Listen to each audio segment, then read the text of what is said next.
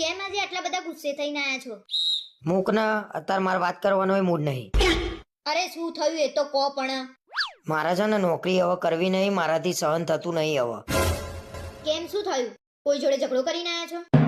એ તો કંપની વાળાએ 9,000 માં ખરીદી લીધા હોય ને એવી વાત કરે છે. પગાર આપવા છે તો કામ કરવું પડે કે નહીં? તું ખોટી સલાહ ના લે ભાઈ.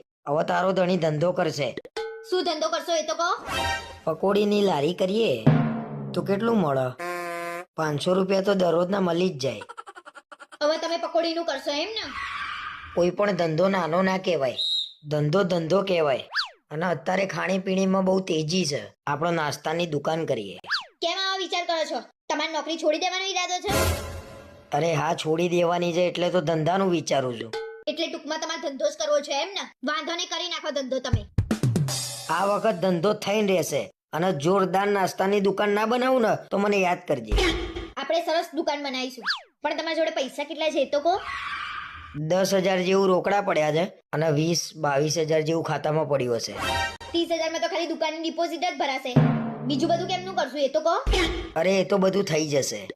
તમે છાનામાના નોકરી ચાલુ રાખો. શેઠિયો મારે ને તોય નોકરી તો કરવાની જ છે.